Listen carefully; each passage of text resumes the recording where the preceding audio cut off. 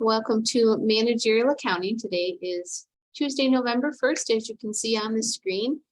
And we are finishing up week 10 of the semester. So today is day 20 out of 30 for the semester. As you can see on the screen, because we finished chapter 23 last week, the chapter 23 problem should be submitted by the end of the day today. This week we're covering chapter 24, so the pre-quiz for that chapter should also be submitted today. What you don't see on the screen is something we talked about quite a bit last class, which is the optional rough draft. I shouldn't even use the word term. The optional draft of your annual report project. If you choose to submit a draft, it should be submitted today by the end of the day, unless you've talked with me about some other arrangement. And so that doesn't show up here because it's an optional due date, and the due dates that's attached to that Dropbox is actually 1 week from today. So the full report should be submitted.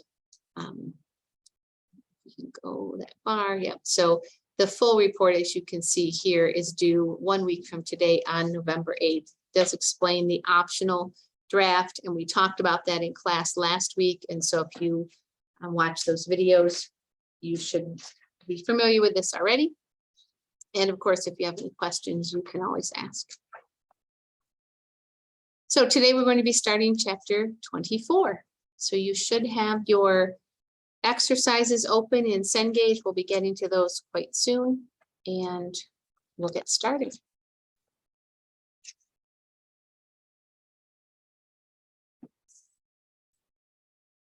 So chapter 24 deals with evaluating decentralized operations. And so what we're talking about is large companies that are spread out, that might have multiple divisions or multiple different kind of somewhat independent operations that are maybe supported by the corporate headquarters or supported by a joint, maybe a human service department or accounting department that services multiple locations. And so how do we evaluate those pieces where it's not a standalone company, but they might be providing support to or receiving support from what amounts to really a separate entity? And so that's what we're looking at in this chapter. So we'll start out talking about the concept of a responsibility center and responsibility accounting. What does that mean? And how do we use that in managerial accounting? How do we use what we're talking about here to help decision makers inside the company make decisions about how the company is doing, which direction they should go, are they profitable enough, and so on. And so as we talk about all the different versions of responsibility centers, we'll be talking about appropriate ways to, and inappropriate ways to evaluate how those different responsibility centers are doing. So you can see on here 3 separate types of responsibility centers: cost center, profit center, and investment center. And what I'm telling you is the tools that we use to evaluate a cost center would not be appropriate to use for a profit center, and those tools would not be appropriate for an investment center. So each one of these 3 types of responsibility center is going to have unique reports that are appropriate for that type of accounting and not for the others. Then at the end of the chapter, at the end of the chapter, we'll be talking about, so what happens when various parts of our business are engaged in business transactions with each other, with other units or other divisions of our company. How do we account for that? How do we recognize that, hey, this is part of the same company, but we are actually selling product or transferring product maybe between 2 different parts or 2 different divisions of the company? And so as you can see in Learning Objective 3, we'll be looking at 3 different ways of handling that transfer pricing when 2 different divisions or 2 different parts of the same business are really, customer and supplier for each other. So how do we handle that?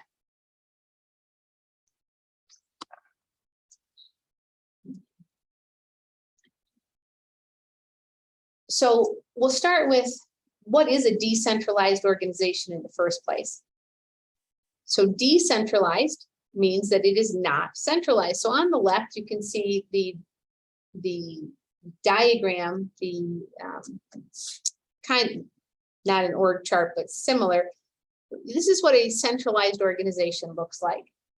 It may or may not be all located in the same place, in the same physical or geographic location, but there is a top management who makes all of the major decisions. And so we've talked about in an earlier chapter that it's not appropriate to hold management accountable for things that are outside their control. So in other words, how does it relate to this? If top management makes a decision that then has to be implemented by local on the ground, lower level management, it's not fair, for lack of a better term. It's not correct, it's not proper to hold that lower level management responsible for a decision that was made by someone above their pay grade. So the decentralized organization, on the other hand, still has that top management, or excuse me, still has that decision-making authority, but rather than making those decisions themselves, they delegate that authority to their lower level managers. And so again, this is more likely to happen in a very large company, and it is reasonable to assume that that company might be geographically separated. So think of a company that has multiple locations around the world.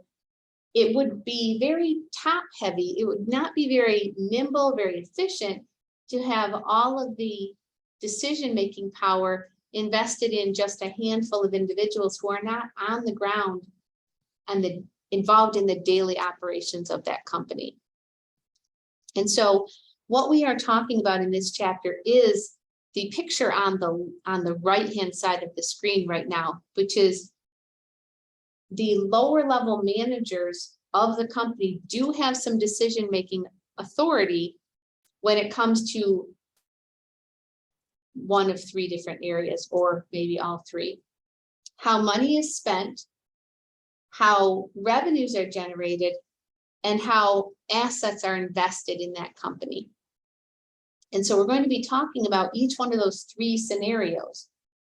A manager that is responsible for spending, but not for making money, not for bringing in revenues, that's called a cost center. If an example of a cost center might be like a manufacturing plant that supports sales of another department. Okay, so they make the product that then is sold by someone else, by some other division or some other operating unit. And so that's a cost center. We're not going to hold the management of that manufacturing site responsible for sales because they don't have any obligation. They don't have any involvement in actually selling the product. So we're only holding them responsible for the cost, but not the revenues. That's a cost center. Moving up one step from there, a little bit more complicated, would be a profit center. And a profit center is responsible for sales as well, so revenues as well as expenses. And then the top level in terms of the complexity is what we call an investment center. And you saw that in Learning Objective 4 on the screen just a moment ago. An investment center not only is responsible for revenues and expenses, but they're also responsible for the way the assets are invested. So think about what we're saying here. A cost center, we can look at a part of the income statement. We can look at their spending, but not the revenue part. A profit center, we're looking at all of the income statement, at least the part that's controllable by them, and holding them responsible or accountable, evaluating their performance based on the income statement, but we would not be looking at the balance sheet. And then for that most complex level, the investment center, we are looking at not only the income statement, but also the balance sheet. They control the investment of those assets. They control how much is invested and how they use the assets they have. And so some of the tools we have for an investment center where we're comparing how did they use their assets to generate sales? How did they use their assets to generate income? Those kind of calculations, those kind of analyses would not be appropriate for a profit center because they don't control their assets. So to say, hey, you didn't use your assets properly, they didn't decide what assets they had and how to use them. So that's the whole concept in this chapter is when you don't have full decision-making power, we need to evaluate how you're doing only based on the decisions you are able to make. Okay. So in financial accounting, again, I know you guys didn't have me for financial accounting, but in financial accounting, one of the discussions is generally about the advantages and disadvantages of the corporate form of organization. I know it's covered in the textbook for sure, and I've never seen a financial accounting textbook that didn't include it at some point. And so one of the advantages of the corporate form of organization is the separation, is the ability to generate cash to invest in the company by going to the open market. But one of the disadvantages is that because we've sought cash on the open market, that is, we've sold stock, there's a separation between the management of the company and the ownership of the company. A similar thing happens in large companies, whether they're public or private, that there might be something of a disconnect between the top level of management and the lower level of management. So the top management, the decisions they're making are somewhat independent of what the lower level management is doing. And so in order to manage that company effectively, especially as it grows larger and is geographically spread out, maybe even around the world, as that company gets bigger, it becomes even more important that the upper level management delegate some responsibility for decision making to the boots on the ground, if you want to think of it like that. That usually results in a more effective management team, that they're all working toward the same goals, we hope, but that we do allow the people who are actively involved in the running, the day-to-day running of that business to make the decisions that matter.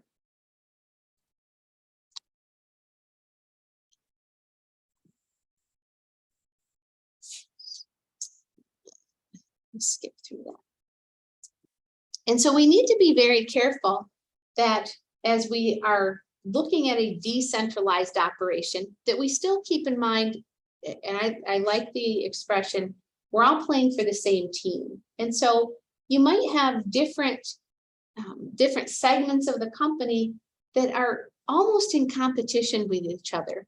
And certainly it can happen that even within one location that it becomes, no, we didn't do this, the other department did this. But if you're all working for the same company, it's important not that you point fingers and are able to say, hey, it's not our fault, it's their fault. If you're all on the same team, if you're all working toward those same goals, it is very important that you recognize that. And it's not a question of who do we blame, but when there's a problem, how do we fix that? You can see on the screen right now some of the disadvantages of decentralization. Again, we know the advantages. We know the advantage of the corporate form of organization, that it has access to those capital markets. It can sell stock. It can sell bonds. It has a potentially unlimited life, unlike a sole proprietorship. And so it can be around literally forever. And yet one of the disadvantages is that as the company grows and gets larger, that the different parts of the company may not be working together, may not see it as one big company. Even at JCC, we have, as I'm sure you're aware, we have multiple locations. And sometimes it's possible to forget that, hey, Jamestown and Olean and Dunkirk, we're still all one college and we're still all working toward one goal, which is to provide a the right education that's needed to support our students and our community partners, right?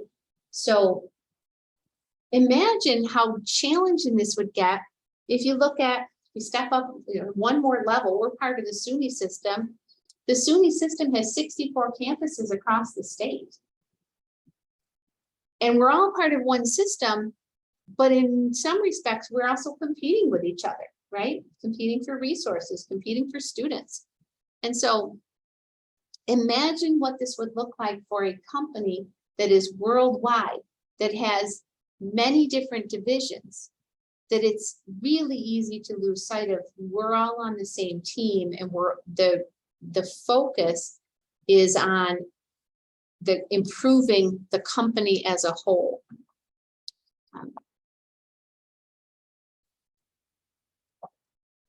I'm just going to put a phrase here on the screen. I don't know if I've used this phrase in this class before, but the corporate form of organization, one of the problems it faces is known as the principal agent problem. The principal agent problem, where the principal represent the owners of the company, and the agents represent the managers of the company. So when we're talking about a corporation, the owners are who? The stockholders. The managers are who? The people who work for the company. And usually those are two different groups of people. That's part of the issue that we're talking about here, is that the owners of the company, why do they own stock? And why would anyone own stock in a company? What's the purpose? To make money, yeah.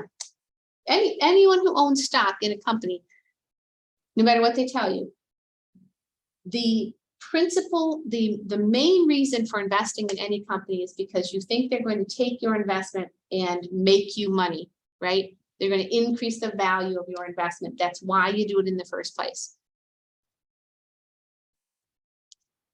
The agents of the company are the people who work for the company. Why do they work for that company? If you have a job, why do you work for the company where you work?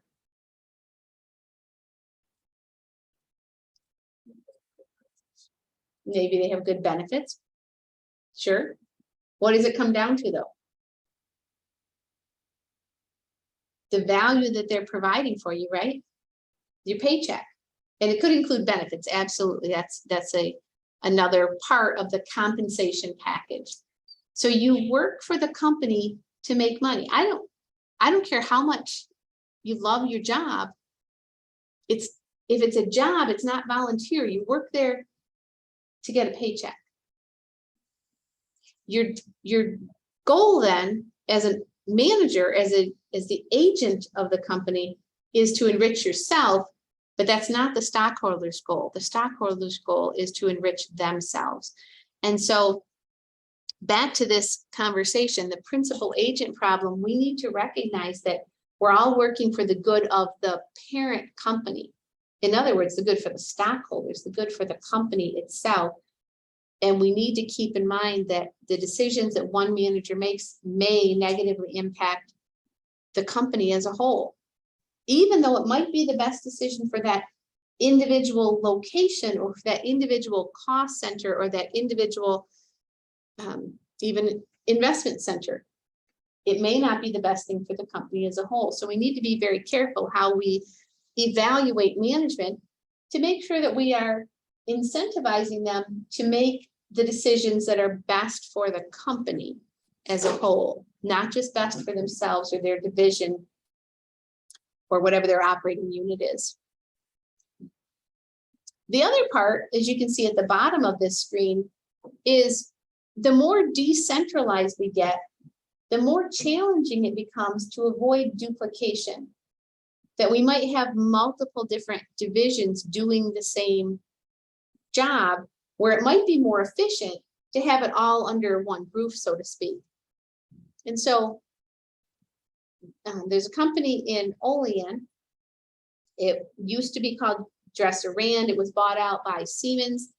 And Siemens, when they bought it out, actually eliminated the accounting department in Olean. Why? Because they pulled that function back to the corporate level.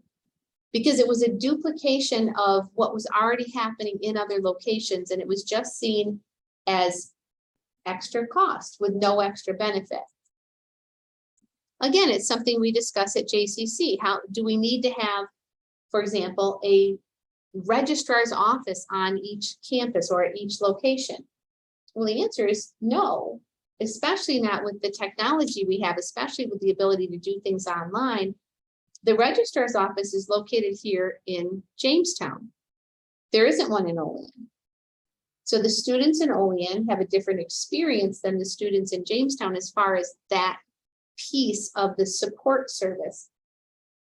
But it doesn't make sense to duplicate that effort. But there are definitely some things that are duplicated. There's a counseling center on the Olean campus, just like there is here in Jamestown, because it wouldn't be the same level of service if there weren't counselors present on campus, right? Just like there are in Jamestown. And so that's a decision that needs to be made when you decentralize operations, is how much of that support department work is kept at the corporate level and how much of it might be farmed out or done individually at the various divisions or locations. Does that make sense? You can see why this is a decision and there's no one decision that works for every company. But one of the topics that we'll be looking at in some of our exercises in this chapter is, well, what happens when those support departments are at the corporate level?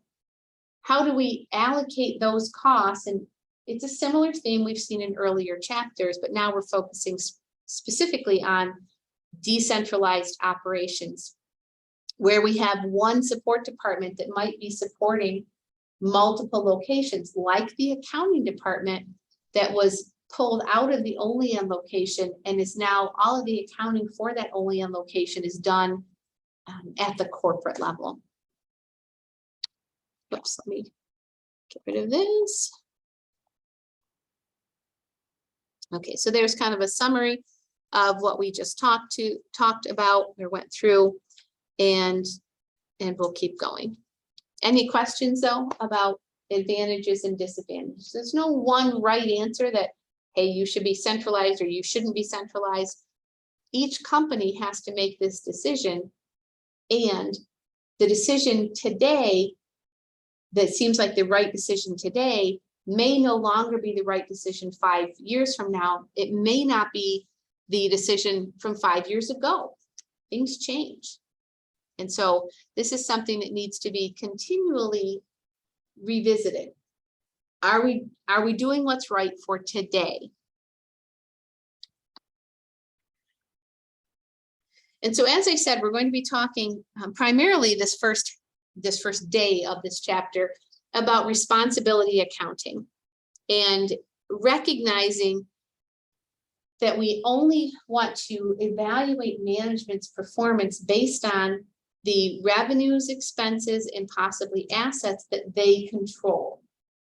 So again, this concept of controllable costs, controllable revenues has come up in earlier chapters. And now we're going to be looking at tools to use to evaluate those different, responsibility centers.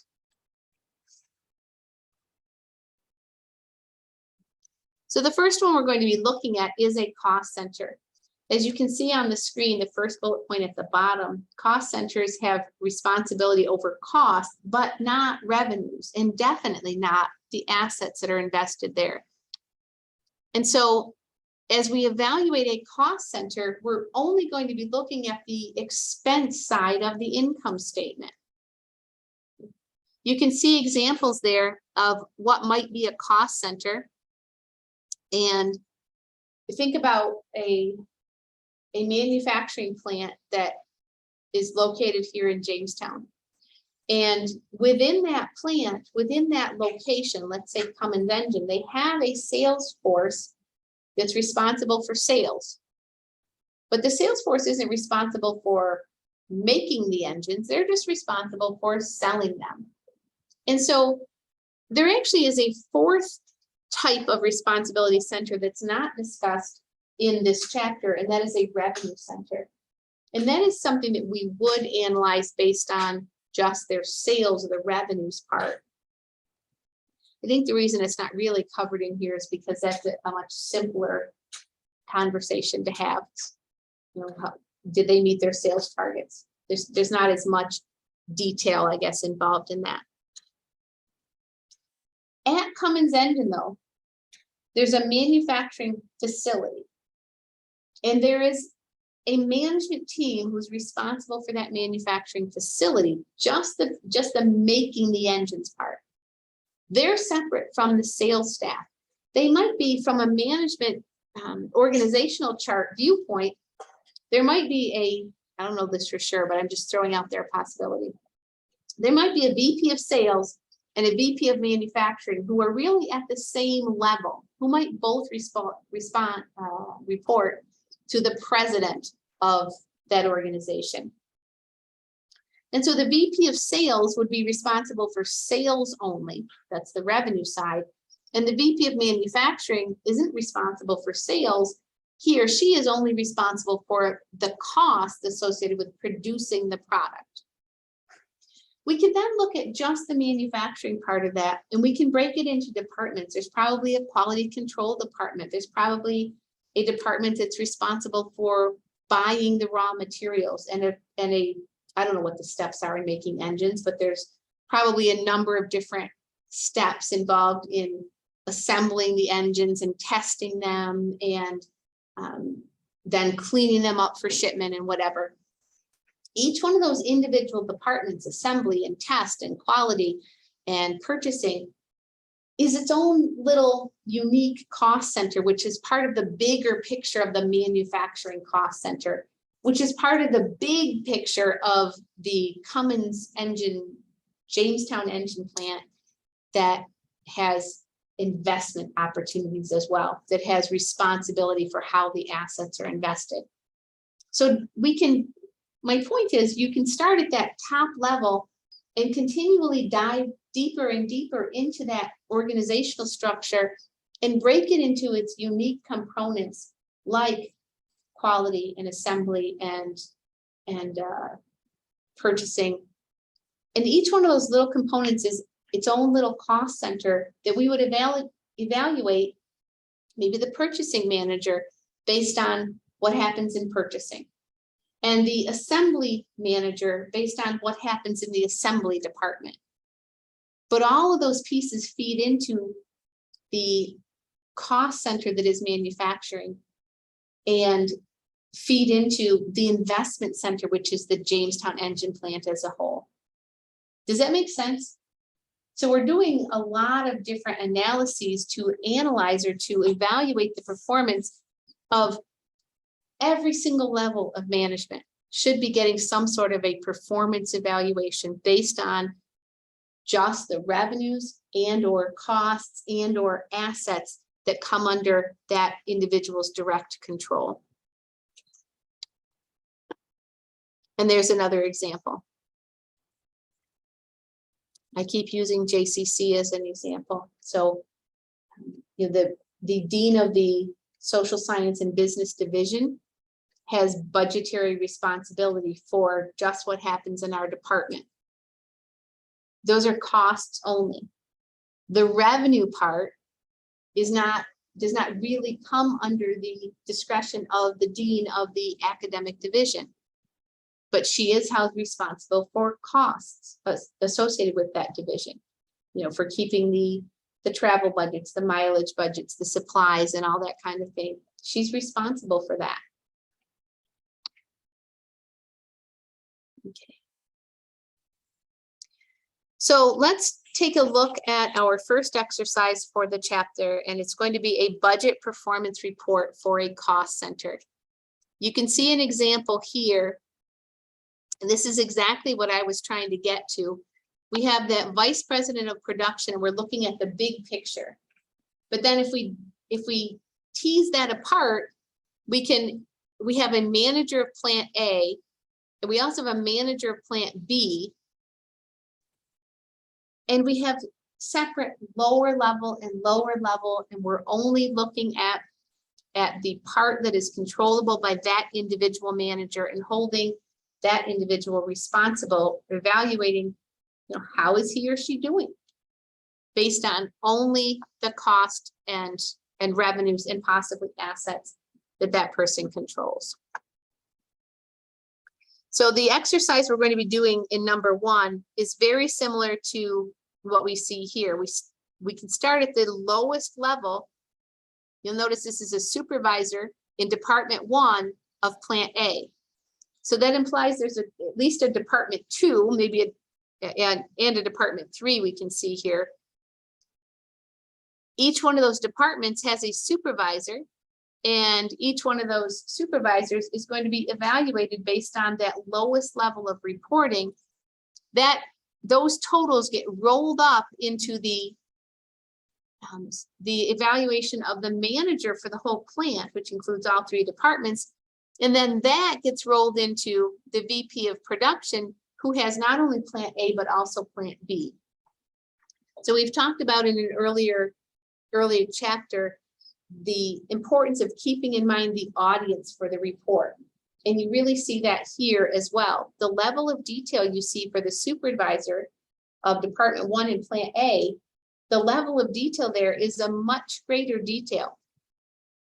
And as we move higher and higher up the organizational chart, we show less and less detail, because the top people in the org chart are responsible for the big picture, not for how many, what were the wages or what were the materials used in Department 1 of Plant A on Tuesday.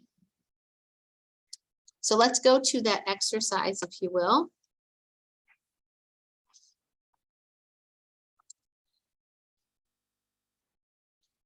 Partially complete budget performance reports for Delmar Company, a manufacturer of light-duty motors, follow. So I want to start down here at the bottom, actually, and we'll move up. So Delmar Company has various components to it. The supervisor of chip fabrication is going to be evaluated based on how that department, chip fabrication, did compared to budget. Each one of these represents a cost. We can tell this is a cost center. This individual, this supervisor, is not responsible for selling the product. There's nothing in here about revenues. It's strictly costs. This department then rolls up to the manager of the whole plant. So chip fabrication is just one of the departments. You'd have a similar report for electronic assembly and for final assembly. But this chip fabrication department, those totals from this bottom line are going to roll up into the budget performance report. And again, it's a cost center, no revenues yet. Budget performance report for the manager of the plant as a whole. So let's go ahead and fill in A, B, and C down at the bottom. Those are the totals from the chip fabrication department.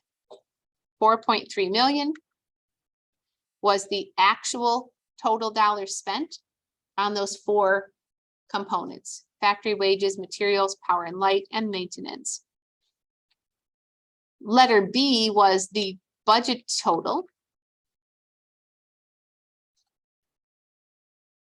And their over or under budget amount was 35,000. Whoops, hang on. Nope. Their over budget was 325, excuse me, for those 3 categories, but they were under budget in one category for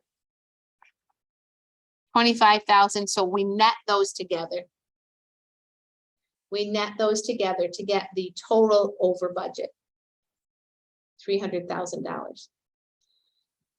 Thinking back to what we've talked about in the last couple chapters, would it be appropriate for them to use a static budget here or a flexible budget?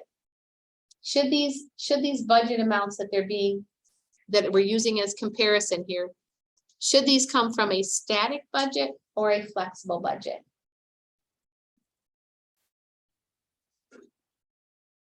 Are these variable costs we're talking about? Factory wages, materials, power and light, are those all variable costs? They are, right?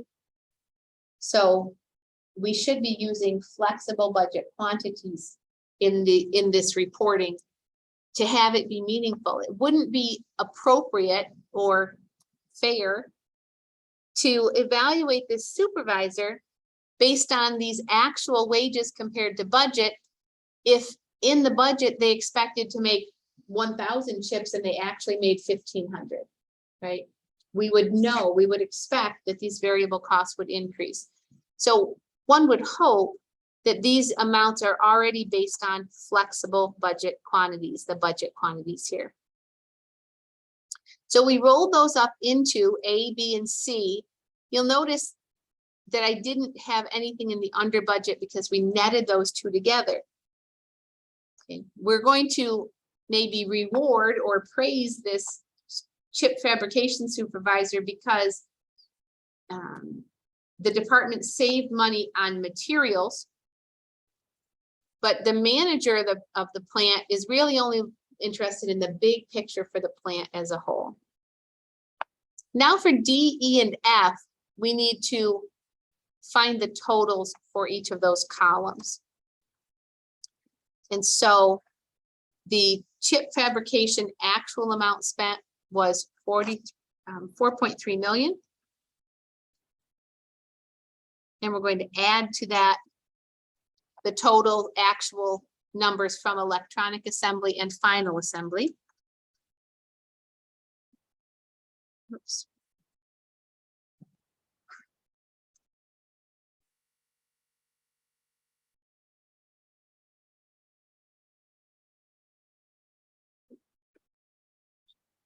So we add those three numbers together. For letter D, I got 8,515,000. Hopefully you got the same. The total budgets, again, we're going to include the $4 million budget from the chip fabrication department and add to that the total budgets from electronic assembly and final assembly. And again, those should be flexible budget quantities.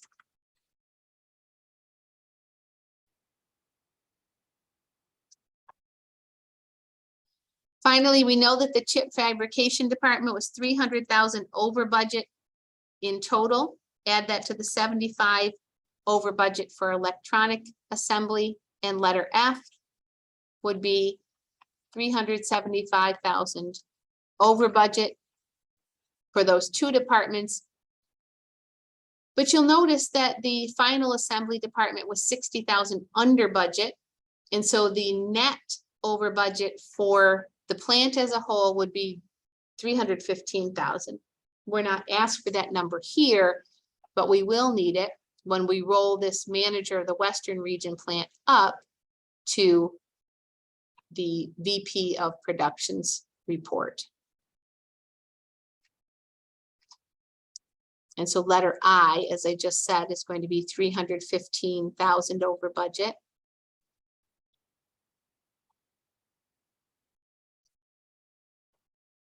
That will also be the same for letter L because the other two regions were net under budget. So letter L is also 315,000.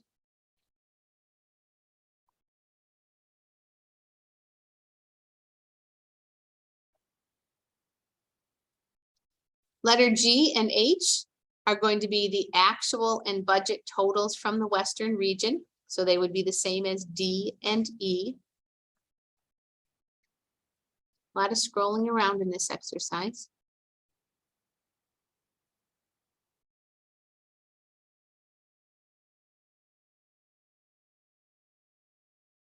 And then finally, J and K would be the totals. So we're adding G to those other two amounts.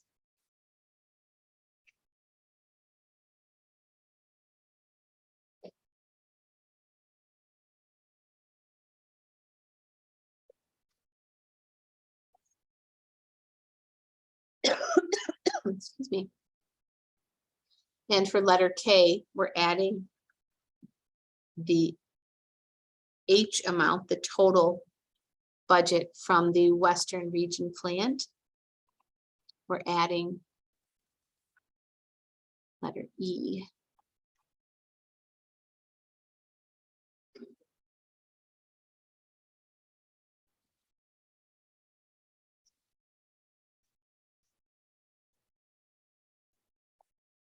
And so finally, for the Vice President of Production, we have the 315,000 over budget, but 75,000 under budget for the other two regions. The net over budget then would be 240,000, and that is the difference between what we have as letter J and letter K.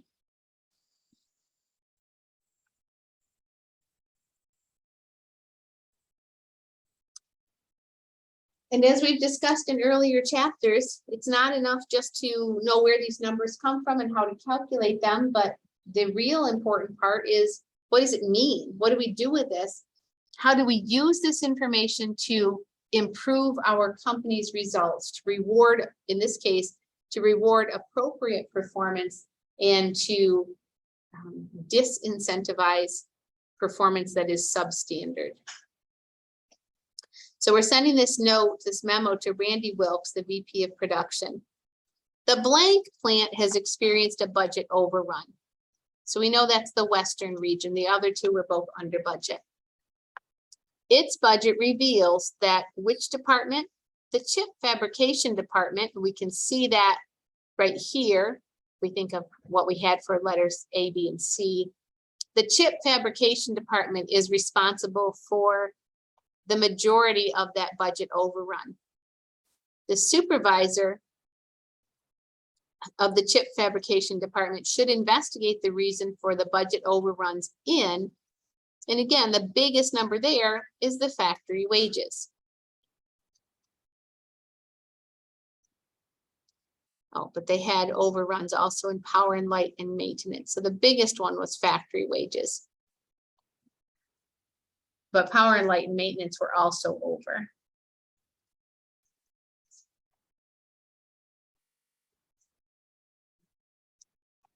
So again, it's about accountability. It's about holding management responsible for the costs that are under their direct control, but not evaluating them based on something that they cannot control.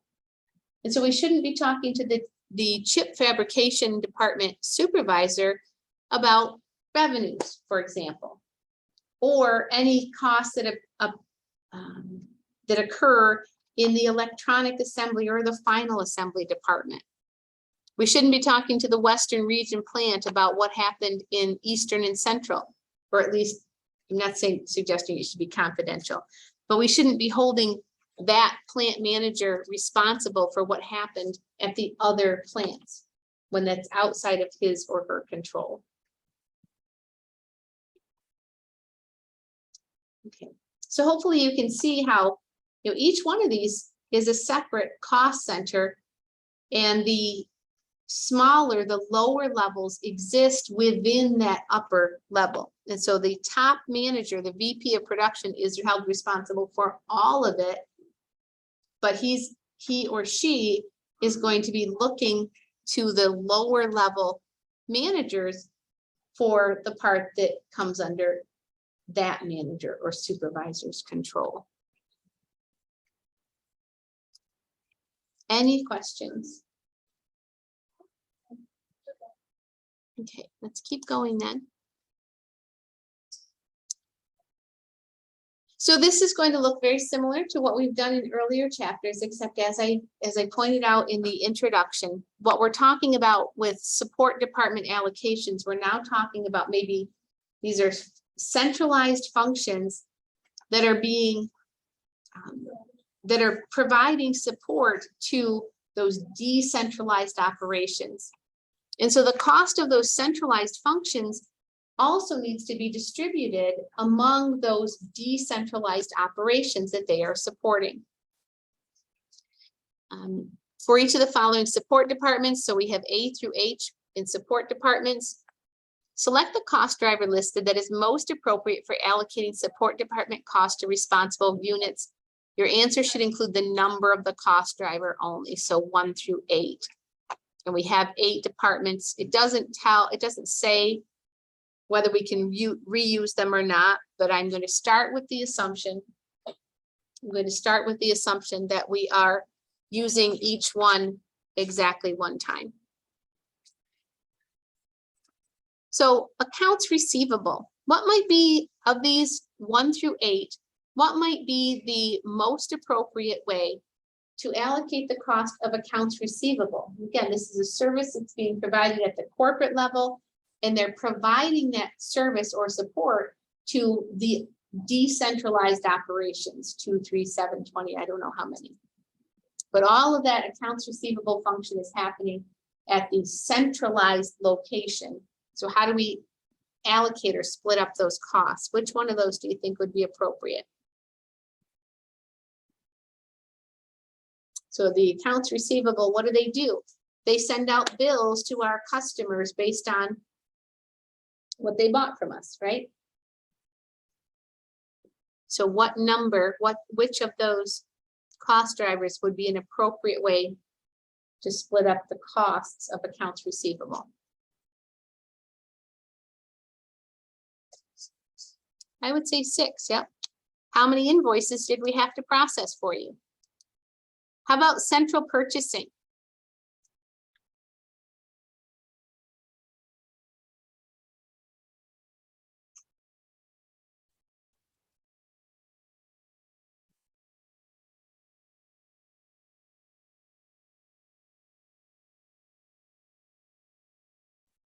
What number would be appropriate for allocating the cost of the purchasing department?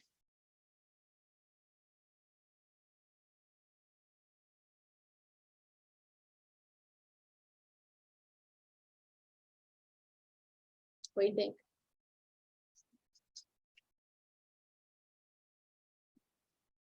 Which one is related to the cost of purchasing? How do we know who's buying more stuff? 5, yeah.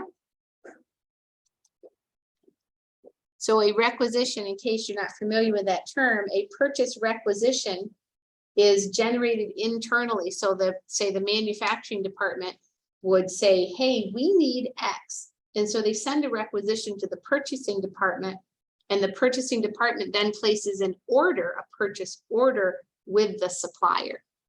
And so the number of purchase requisitions seems like a valid way of allocating that cost, or maybe the number of purchased items, the number of line items possibly, because maybe some requisitions are, have 10 different items on them and another one only has 1 item.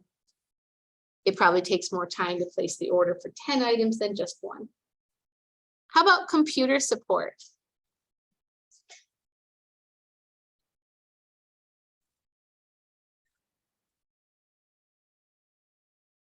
Would departments that have more computers probably need more computer support? I would say so. Number 2. How about the cost of attending conferences? Well, departments or cost centers that have more conference attendees should be allocated more of that cost. How about employee travel? Yeah. Payroll accounting could be allocated based on the number of payroll checks. So departments with more employees would be allocated more of that cost. Telecommunications, so this is their phone bill. Number of cell phones minutes used, assuming they get billed by the minute. Otherwise, it might be the number of lines, number of cell phones for each department. And finally, training and number of employees trained. So that could be a training program that all employees are required to do, maybe annually. So we have training that we have to do every year as far as, workplace harassment and workplace safety and, active shooter training and all those kinds of things. So departments that have more employees should bear more of that cost. Okay. So I think that's kind of common sense. So we're going to move on then and look at a scenario where we have 4 separate support departments. Each one of them, we've already identified the cost driver for that service, for that support department. We have a total budgeted cost and a total budgeted quantity of services. That is how many, the level of the cost driver.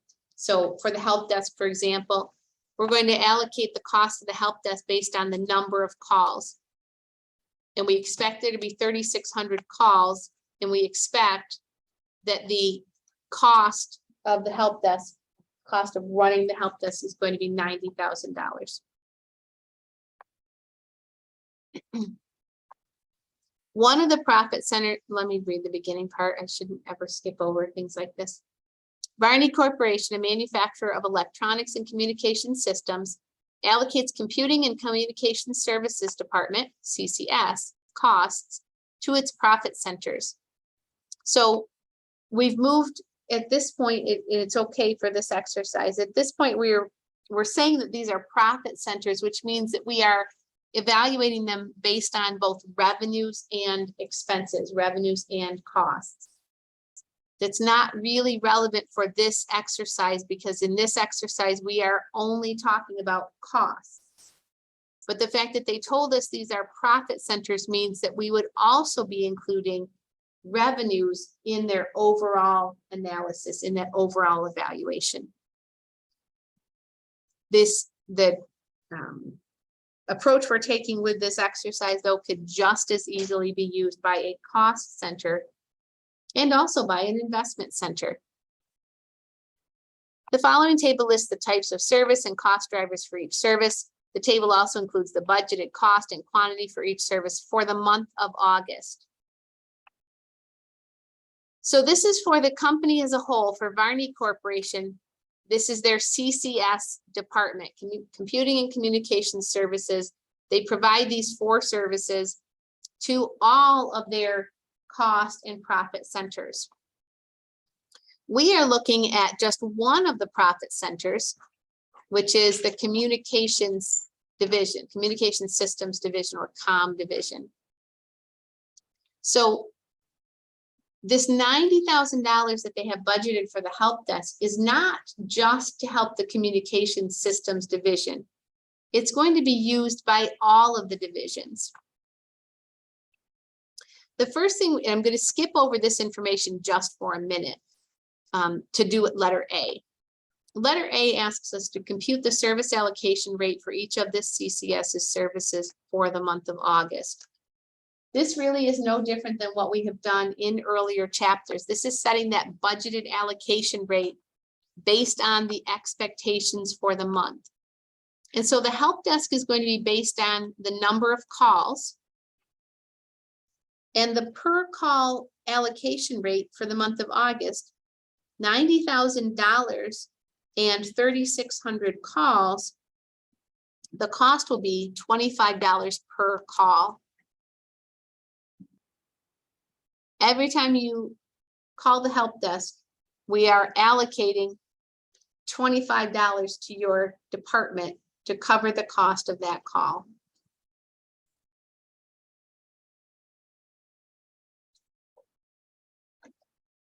If we're holding the profit center, the COM systems division, responsible for that cost, even though they don't employ, they don't set the salaries, they're not really responsible for that $90,000 budget, but they are responsible for the use of that budget. And so we want to maybe cut down on frivolous calls to the help desk, calling when it's not necessary, calling when it's something that, could have been resolved without that extra outside help. Let's go ahead and do the calculations for network center, email, and smartphone support. We are told what each of the allocation bases is.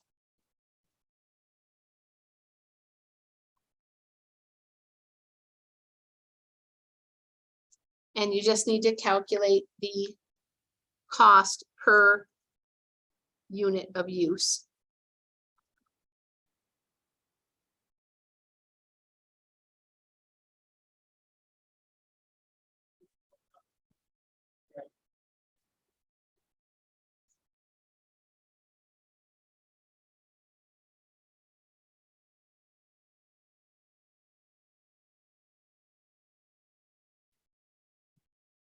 And so these are the company-wide rates. These are the rates that are going to be applied to every call to the help desk, every device that's on the network, every email user account, and every smartphone. So again, those costs are the company-wide costs, and not all of those costs are going to be assigned to just the comm division. The comm division will receive an allocation of cost from each one of those support services based on how much they actually use it. So let's see what other information we're given here. Any questions about those 4 calculations? Everybody's good with all those? Okay, so those are set based on the budget. And now we're going to look at actual usage. So letter B says compute the allocation of CCS's services to comm division for August based on their actual usage. Comm has 2,500 employees, of whom 20% are office employees. I'm just going to put some calculations here on the screen. We're going to need these numbers.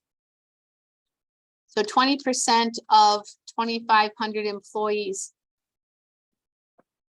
are office employees.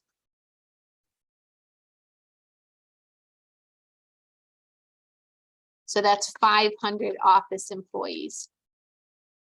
Okay. All of the office employees have been issued a smartphone. So we know that the smartphone support is being allocated to each one of those office employees.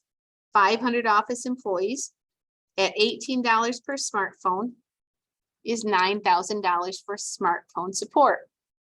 500 office employees, each one has a smartphone, $18 each, total of $9,000. $9,000 out of the $72,000. What happens to the other $63,000? It gets allocated to all of those other divisions. We're just looking at one division here. 95% of the office employees also have a computer on the network. So of the 500 office employees, 95% have computers. That would be 475 computers. Okay. So the network center is, oh, hang on one second. Yeah, I need to go farther. Can't answer that next question yet. 100% of the employees with a computer also have an email account. So if there are 475 computers, there are 475 emails. And so for email support, we can now calculate that 475 email accounts at $32 each, $15,200 for email support.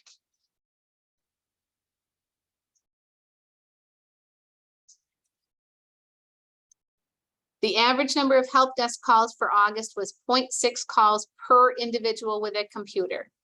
So there are 475 computers. At 0.6 calls per computer, that's 285 calls to the help desk during the month of August. 285 calls at $25 per call. $7,125 for help desk charges. I'll put that calculation on the screen too, why not? So 475 computers times 0.6 calls, whoops, is 285 calls. There are 400 additional printers, servers, and peripherals on the network beyond the personal computers. So we already had 475 computers. We're now told there are 400 additional devices. So that's a total of 875 devices being monitored on the network times 80, whoops, dollars per device monitored. Whoops, $70,000 out of the 120,000. Wow.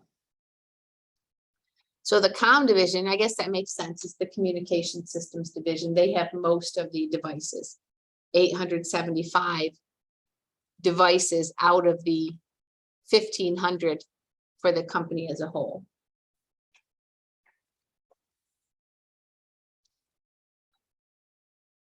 Okay. Questions on that exercise? So seemed a little bit complicated, not difficult to calculate, but a little bit complicated, but it makes sense. We want to have a reasonable allocation of those costs. Again, if we're going to look at these profit centers or cost centers and evaluate them, we want to evaluate them only on the costs that are in their direct control. Does this profit center decide how many smartphones, how many computers they need, how many printers they need? Yes. Are they responsible for the number of calls they make to the help desk? Yes. It makes sense that these support department costs, even though they're not responsible for the budget for that department, that they are held responsible for part of the cost that is supporting them. What is not appropriate is to allocate costs that are not under the control of each of those profit centers or cost centers. All right, let's keep going. Erase my writing on the, whoops. Erase my writing on the screen here, and we'll keep going. So on exercise 4, just trying to keep track of where we are for the class.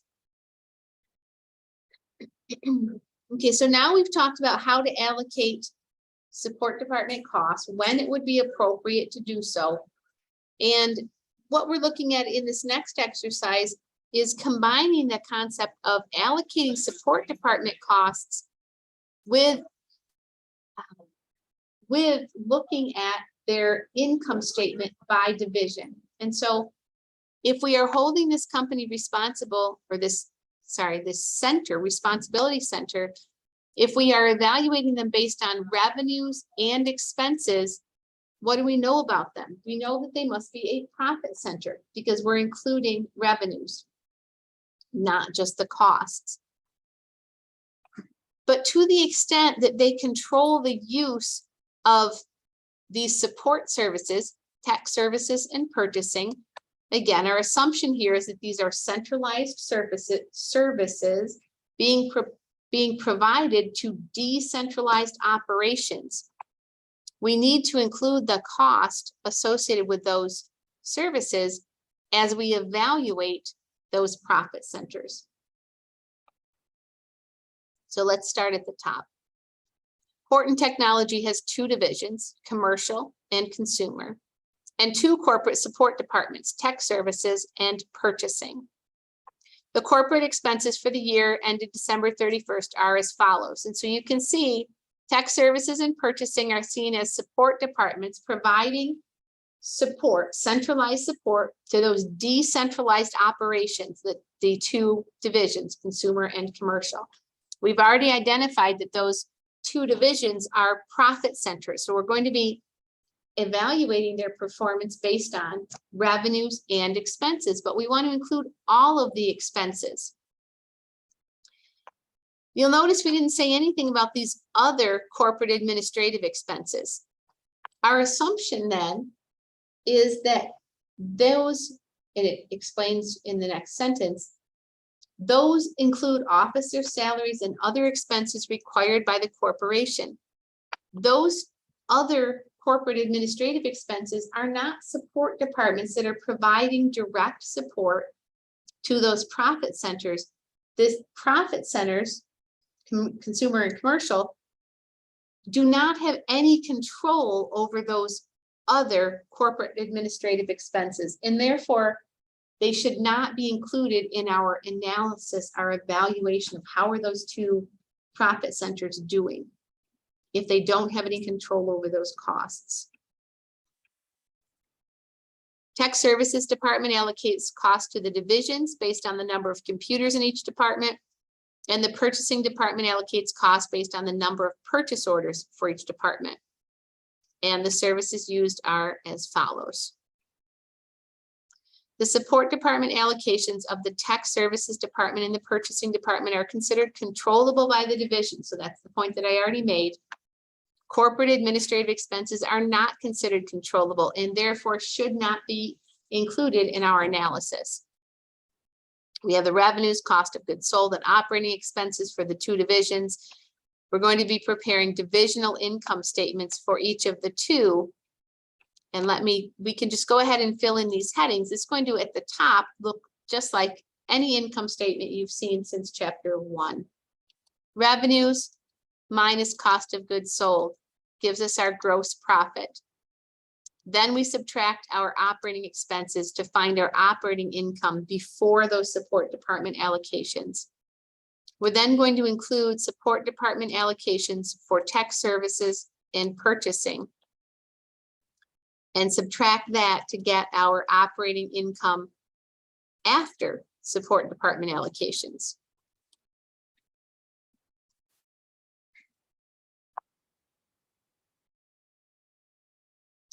So let's go ahead and independently complete down to the line that says operating income before support department allocations. So fill in down to that line, through that line, and then stop. I'm going to pause the recording to allow you to do that. So once you have that operating income before support department allocations, restart the recording. So what does it look like right now? Well, the consumer division has about half of the sales, but it has about 20%, maybe not even that, of the income, operating income before the support department allocations. But let's go ahead with those support department allocations now. So as we look at the total cost of the Tech Services Department, and I'm going to put these in on their screen here. So for Tech Services, the total cost is $1,170,000, and Tech Services, we're told, allocates based on the number of computers. So if there are 1,800 computers, company-wide or between those two divisions, that's $6,500 per computer.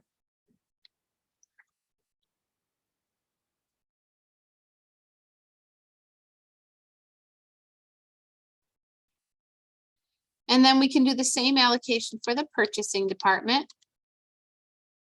$450,000 total, and they're allocating for the 12,000 purchase orders.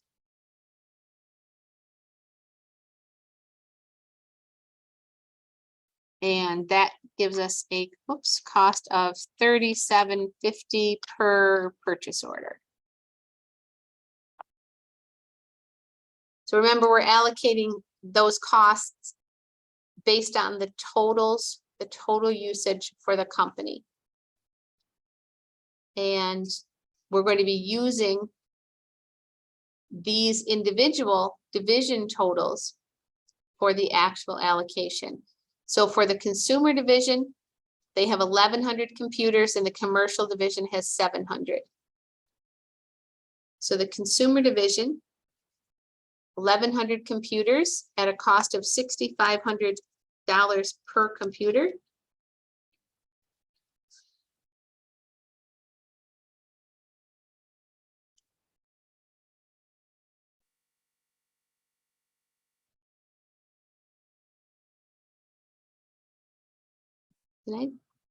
Oh, you know what? Let me just check that math.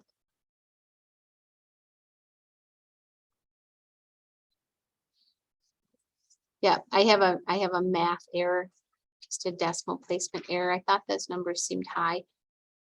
So this should not be 6,500. It should just be 650. So let me redo that. You should correct me when I. Okay. So 1,100 computers at $650 each is 715,000. And the commercial division has 700 computers at $650 per. Because unlike in the last exercise, because we are fully allocating tech services to just these two departments or divisions, you can check yourself by making sure that we have fully allocated that cost. For 715,000 plus 455,000 is 1,170,000. And so we did correctly or fully allocate that tech services department to those two divisions. Now we can do the same thing for purchasing. We're allocating $37.50 per purchase order, and the consumer division has 4,000 purchase orders.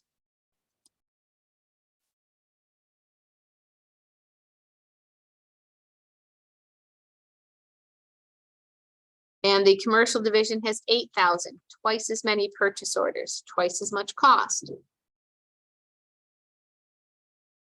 So now we're going to add those total support department calculations together. As I said, I think maybe while I had the video paused, this exercise does not tell us whether to use negatives or not. And so I chose to use the negatives to remind us to subtract.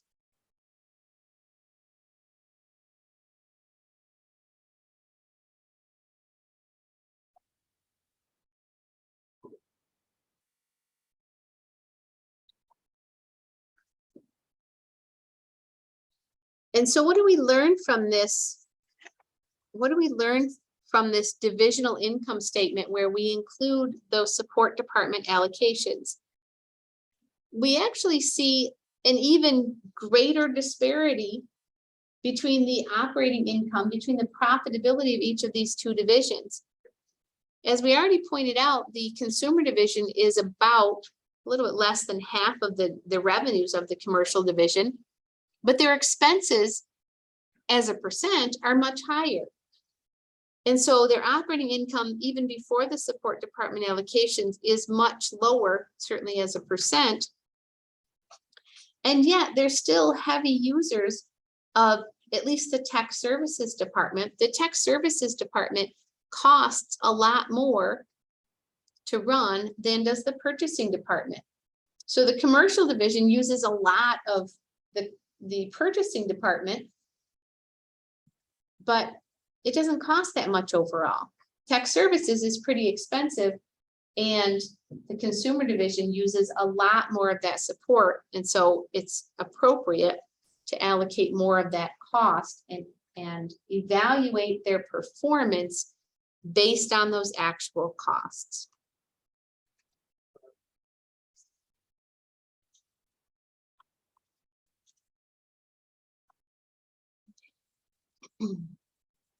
Other than my little math error there, I obviously just hit an extra 0 on my calculator. Any questions on this exercise?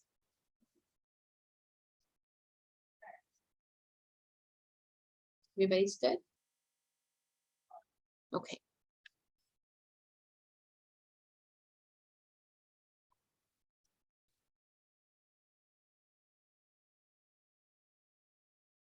Give me 1 second here.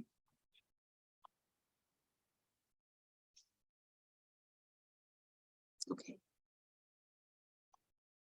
Just wanted to remind myself what the next exercise was. Okay, so let's move ahead to our 5th exercise for today, and then we'll be halfway through the chapter. Corrections to support department allocations for a service company. Rocky Mountain Airlines Incorporated has 2 divisions organized as profit centers. So we can already see, looking at these divisional income statements, that they're being held accountable or responsible for both revenues and expenses. So we have the passenger division and we have the cargo division. The following divisional income statements were prepared. And so you can see, if we look at this support department allocations right here, this section right there, you can see that the support departments, training, flight scheduling, and reservations were each split 50-50 between the two divisions. The next line tells us the support department allocation rates for the support department costs were based on revenues. And since the revenues of the two divisions were identical, they split the costs in half. But is that really the fair and equitable way to split those costs? Well, not if the two divisions use those support services at differing rates. So as we'll see as we go along, as we go through this exercise, they don't use this, each one of these three support departments, they don't use it at the same rate. We will see that one division uses more of the reservation service, for example, than does the other. Because the revenues of the two divisions were the same, the support department allocations to each division were also the same. But then we see some additional information here. What do we see? The passenger division trains 3 times as many people as the cargo division. So is it appropriate to split the cost of training 50-50 when the passenger division is actually using that service 3 times as much as the cargo division? The number of flights. Well, the cargo division has more flights, so shouldn't flight scheduling be more heavily weighted toward the cargo division? How about reservations? The cargo division doesn't take reservations. The passenger division is the only division that's using that reservation system, and so really should be evaluated based on the full cost of the reservation system that's not used by the cargo division. Does the operating income or loss for the two divisions accurately measure performance? What do you think? The reported operating income, based on what we just said, does not accurately measure performance because the support department charges are based on revenues. Revenues are not associated with the profit center manager's use of the support department services. And so what I would like us to do, and I'm going to ask you to do part of this independently. Let's take a look at part B, where we're asked to recalculate those divisional income statements. The top part is going to be the same, revenues less operating expenses. We're still going to be allocating all 3 support departments, but we're going to be using the information that's provided in this table right here and allocate it based on actual usage rather than on the 50-50 split of the revenues. And so to remind you, what we're going to do is first calculate a cost per unit. So the total cost for training was 180 plus 180, $360,000. And we're going to calculate a cost per person trained based on the 800 people, and then allocate to each of the divisions based on their unique usage. So you're going to do that for each one of the 3 and find the new total support department allocation, and then you'll be able to calculate the operating income or loss for each of the 2 divisions. So I'm going to ask you to do this on your own. I'm going to pause the recording, and then once everybody's done with this part, I will restart the recording and we can talk about what did we see and what is the difference between those 2 approaches. Any questions on what you're supposed to do? Okay, so try that on your own and restart the recording if you're watching on the recording, restart the recording. Once you've finished this exercise, go ahead and use the check my work button and make any revisions you need as well. Okay, so for each one of those support departments over here on the right-hand side in blue, I calculated the cost per unit. I didn't bother. I could have done that with the reservations department, but I didn't bother with that because we already established that all of the reservation cost should be allocated to the passenger division, since the cargo division did not use that. That would be a useful information when we're looking at a flight by flight. Was this flight profitable? Was that flight profitable? But it's not necessary when we're looking at the division as a whole. I just allocated all of that to the reservations, or excuse me, all of the reservations cost to the passenger division. So what's the bottom line here? Literally, the bottom line went from the passenger division making $670,000 while the cargo division lost money. But that really wasn't a fair evaluation or fair assessment, because of the way the cargo division was basically penalized with half of the cost of the reservation system, half of the cost of the training, when they didn't use the training. They didn't use half of the cost of training. They only used 1/4 of it, and they didn't use any of the cost of the reservation system. The only one that they didn't benefit from this readjustment or reallocation was flight scheduling. But compared to the other two, that was a minor change. And so the bottom line is we can now see appropriately that the cargo division is actually more profitable than the passenger division, both in terms of dollars and as a percent. And so this is a much better, more equitable or more appropriate way to look at the cost of those support departments, again, when they do come under the control of the manager for each one of these divisions. It's not appropriate to include these costs if it's not something they can control.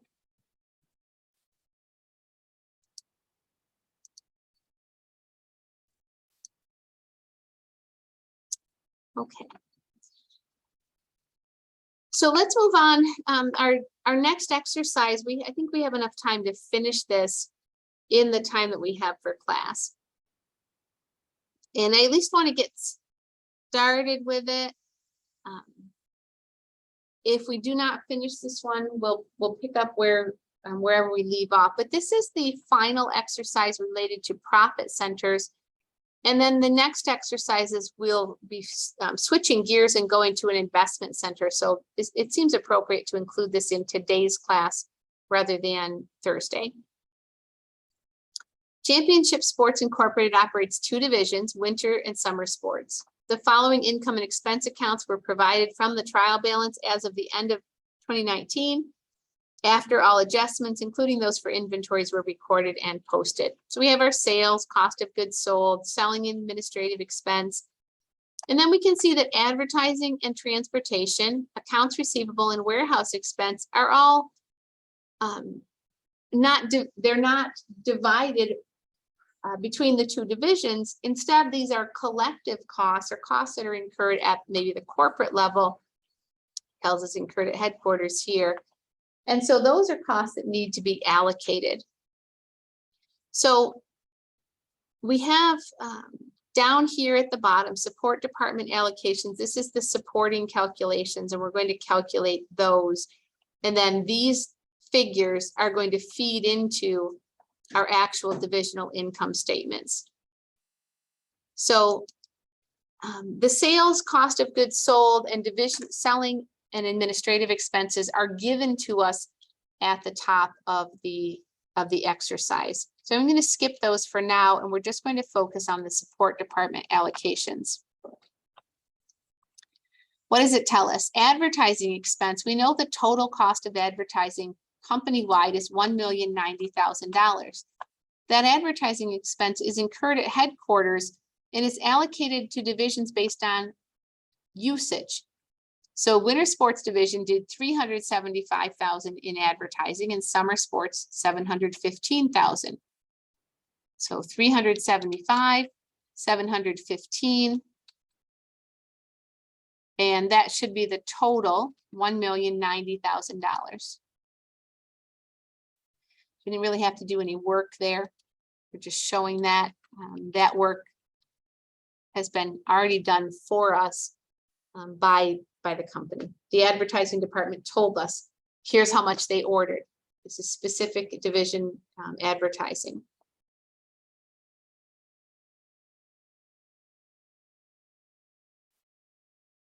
What are we told next? For the transportation expense, it's allocated to divisions at a rate of $4 per bill of lading. A bill of lading, if you do not know, is a list of all of the stuff that's included in a shipment. And so transportation is based on $4 per bill of lading. And the winter sports division has 17,500 bills. So $4 per bill, 17,500 bills for winter sports, and 30,500 for summer sports.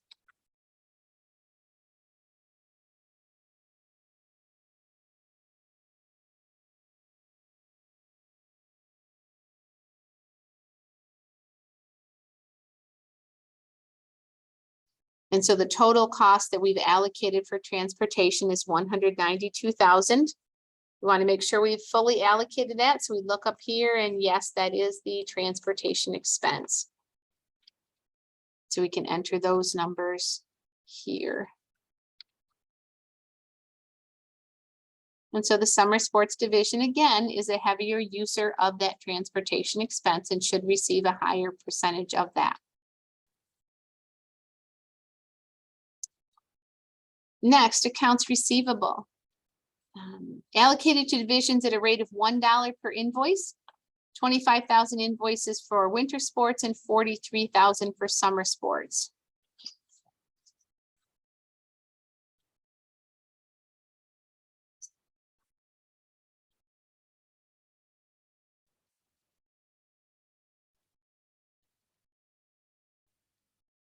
Total of 68,000. And again, we'd want to confirm that we had fully allocated that. So we look up here and yep, that is the total expense.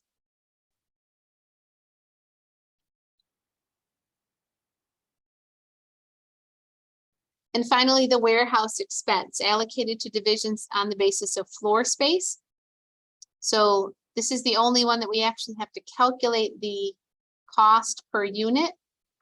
So there's a total of 60,000 square feet for winter and 90,000 for summer. That's a total of 150,000 square feet. We're going to take the warehouse expense of 1.8 million, divide it by the 150,000 square feet, and we find a cost of $12 per square foot. Now we can allocate it to the separate divisions. 60,000 for winter sports, 90,000 for summer sports.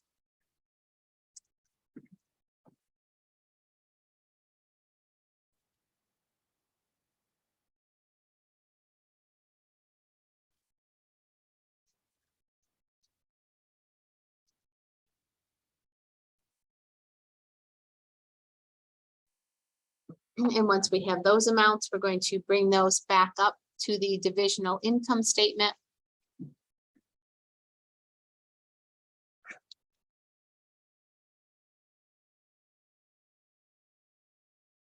Find the total support department cost.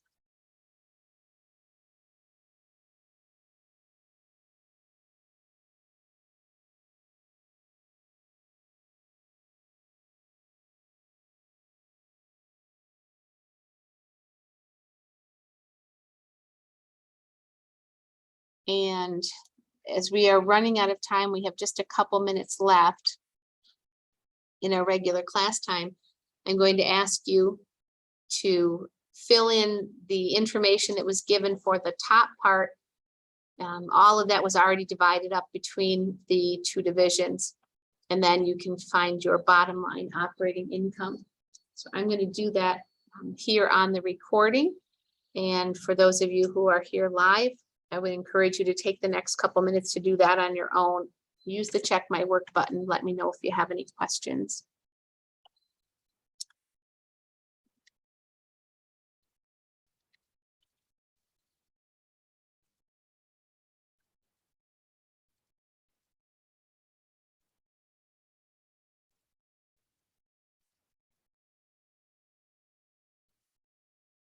Remember, you're welcome to use the negatives. I don't think this exercise specifies to use them or not use them.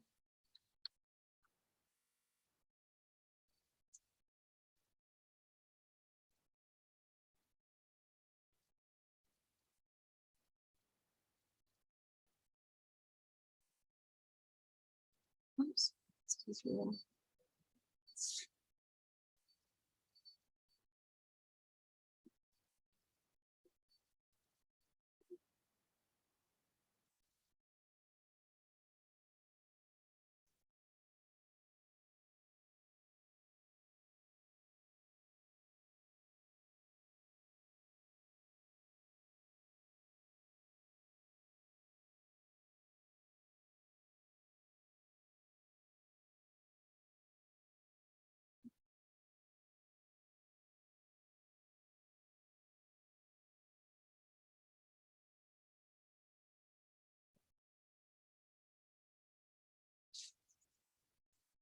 Yeah, right on time, if I've done all my math correctly.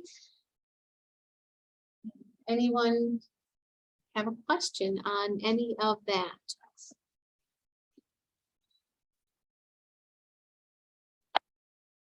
Math, right? Okay. All right, well, thank you all for being here. And on Thursday, then we'll pick up with the idea of an investment center and how we evaluate investment centers.